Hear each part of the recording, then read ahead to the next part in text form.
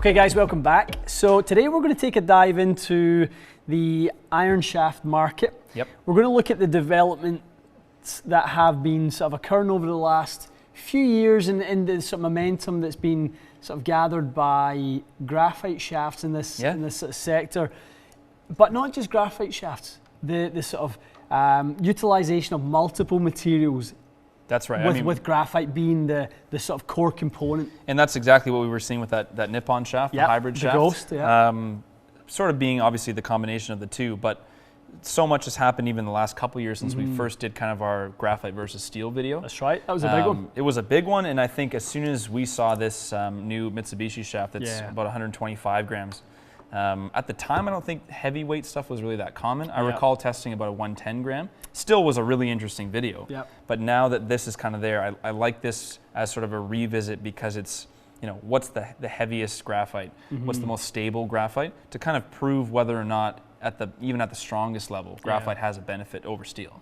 Well, it just, you know, from a material standpoint, and I probably would be repeating myself if we went back to that first video, but the material benefits of going with graphite, the strength to weight ratio, things like that, it allows manufacturers so much more flexibility with what they can get from a performance standpoint out of the shaft. So, you know, steel as a material is fairly one-dimensional.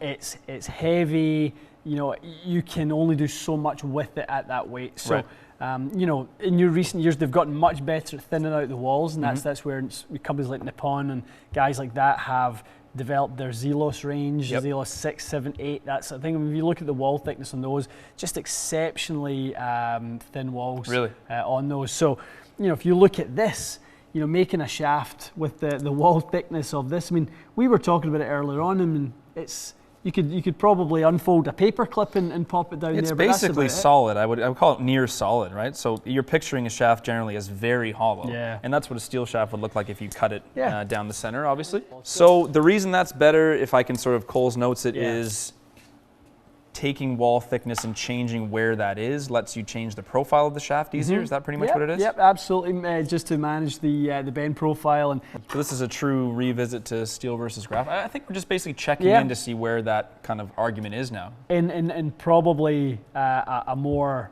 applicable sort of weight category for you.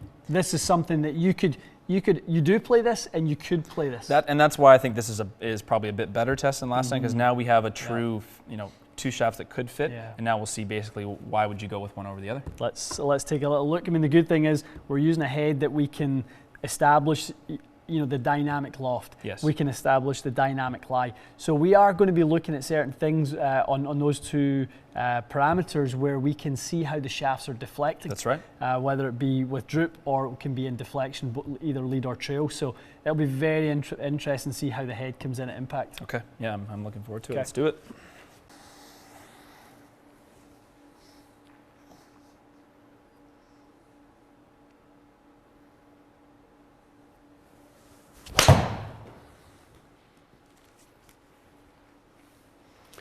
All right, pal. That's goody.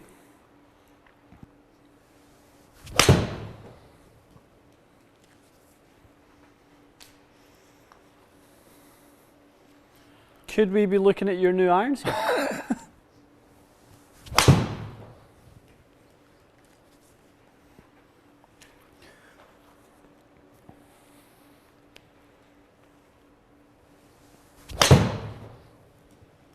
Sounded nice. Good. Might go in. I think it's long. Ah.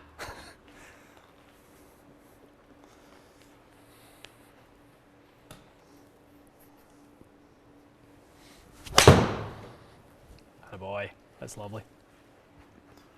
Very nice. That would be about as good as one could strike a 6-iron. That's nice.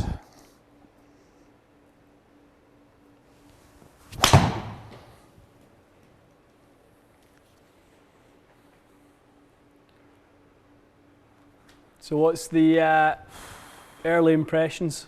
Good. I think the balance of the weight is different. I don't know that it's tough to say like if something's stiffer or not, because I feel like they they feel quite a bit different during the swing. Mm-hmm.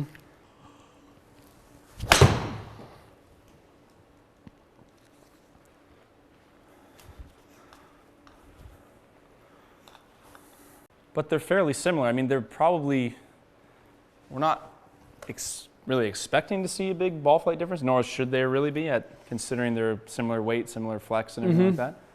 Slightly lower trajectory with the Modus so far. Interesting.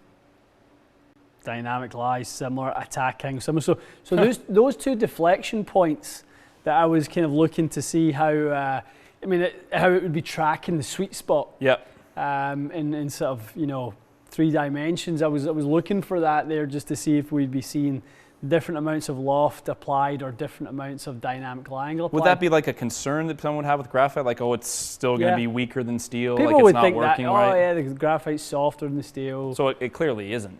The reality is graphite is a significantly stronger material.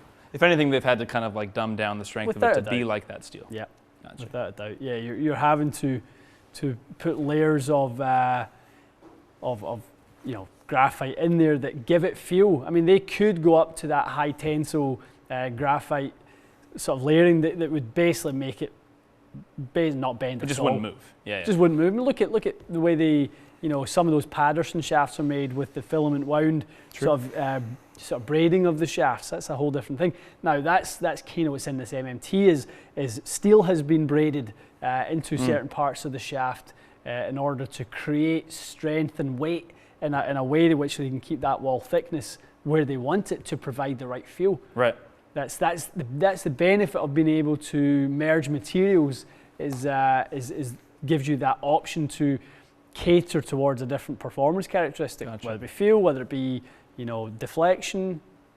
How does it feel to hit it? It feels fine. I kind of thought we were like waggling around earlier, thinking like, oh God, it's gonna be way too stiff. It feels fine. Yeah. It doesn't feel obviously exactly the same as that nip-on. Not that it's intended to, but it feels not overly stiff. But it kind of seems like it has a little bit more feel in during the swing. Like I've got a little bit more kick to it, but it's not loose in that sense. I think it still feels pretty stable. Yeah, I mean I think what you'll find with the graphite, it'll feel slightly different. The torque values are quite a bit different. Well, they are. Yeah, quite a lot different. So, and again, they can make very, very low torque graphite, but generally they don't. Right. So the torque on the Modus is about 1.5. The torque on the MMT is about 2.8. Okay, so that's significant. Quite a difference. So, but torque people are usually associating with I'm going to spray it all over the place because it's high torque. Not the case. Not the case at all. No, it's much more about sort of feel and that sort of thing. Obviously, the torque being the value of twist. Yeah. So. No, not the case in that it'll be moving all over the place, and that's where a measurement like dynamic lie and dynamic loft are showing you that. Right. It's not like the shaft's flopping all over the place. Yeah, it would produce numbers that are different based on whether it's moving in these two axes. I think what this is given is the player who would play the type of shaft that you play. Yes. An option to play a different feeling shaft, a shaft that provides vibration dampening benefits. I was just going to say that. Yeah, all that sort of stuff. That's basically, to me, that's the point now. I'm sure eventually, as you said, they'll develop materials in graphite shafts that maybe start performing better than steel. Yeah. But for now, it makes more sense that someone has some tendonitis, someone doesn't like the vibration through their wrist or anything. They can basically get the same performance out of this shaft. Yeah. Not cheap, obviously. I mean, it's not going to be the bargain route, but it's more complex to do it that way. It's much more complex. It's definitely going to be, it's sort of the route that you would take. But I mean, if you want a shaft in this category to play like your steel, and you just previously haven't believed you can get the same performance, to me, you just the trade-off isn't there in performance. Yeah. It's there in cost, but performance not so much. What will be very interesting, and I know we're trying to get our hands on it, is to get our hands on the new shafts by LA Golf. Yes, they are sending them. Yeah, they are sending them. The Bryson DeChambeau range. So obviously, they were able to make a shaft that was almost twice as stiff as an X7. Heard about that. That's craziness. Well, we measured that on the frequency machine, and it was 3 something. It was not even close. I mean, I think I don't think it'll get to the point where it's twice as stiff. It'll be significantly stiffer. Yeah, that's not going to be 600 on the CPM scale. It just wouldn't be able to swing. There would be nothing. There'd be no movement in it, but you know, it will be significantly stiffer. So that will be interesting. Nice. Yeah, this is a good. I think we wanted to do this just to the reaction from the first one was good, I think, and just kind of want to continue making people aware that, you know, you do have options in graphite if you need to play graphite or you prefer the feel of it. It's not like you're trading in. You're really not trading in. In fact, you could argue that those numbers are slightly better. Not that it's a bit arbitrary. Obviously, I didn't hit 1,000 balls, but they're just as good, if not slightly, maybe more desirable in this case. It's kind of got to the point where the dynamic loft is marginally higher in the graphite. Well, it was because you hit a few shots where your face was a little more open. If we look at your averages, if we kind of compare the two ball flights, slightly more left. Yeah, the face was a little bit more open on average. So it may have actually been exactly the same ball flight, eh? Could have basically similar. been exactly the same. Yep, very, very similar. And in the negligible amounts of speed difference, that could just be kind of a one strike to another. The launch is predominantly controlled by the face angle in this case. Good. Very, very similar. It's a worthwhile test, I think. Really. Yeah, I mean, so if there's players that out there that are playing shafts in that category, I mean, you can go with that MMT. You can go all the way from 55 to 125. So there's no one that can't find something. And obviously, this is one company, one iron. There's how many others, graphite irons out there. So, without a doubt. Nice. Okay. Very cool. I mean, different options with this one as well. That we tried today, the taper shaft. The constant weight taper. Okay. Comes in the parallel option as well. Is that more of a build? If you want to build to a specific frequency and that sort of thing, not always my preference because of the descending nature that the weight's progressing. That's right. I don't love it, but it's the way some people like to build another element of consistency into the set, guys. So, gotcha. Cool. That's good. Just a nice, quick little one. Yeah. We weren't, diving too deep, but this is the intro to a lot more graphite tests, shaft testing. We did obviously the combo graphite steel with the hybrid. So we've kind of thought it was really cool. Get our toes back in the water with that, and obviously when we start working on those Patterson ones, talking about how little those are moving, I think it's really just going to be a series of just talking about how graphite is developed over the last few years versus what it was before. I think it's going to be really good, and I think by the time we get around to PGA show and we get in front of the companies and we start to kind of pose some questions to them, we might get some deeper answers as to where they're going with this. That's a good point. And kind of what maybe the future lies. There's a lot in the pipeline. I think this is sort of the first taste of it maybe that we're seeing. Yeah, that's good. Okay, guys, stay tuned for more on this. I think there's an emerging market in here in the kind of mixed material. Obviously, steel fiber was leading the charge for the longest time. With kind of their graphite core steel wire component. This is a little bit different, but it's in a similar vein, trying to just take that technology to the next level. Very cool. Cool, excellent. Okay, guys, stay tuned for more, and we'll see you again soon.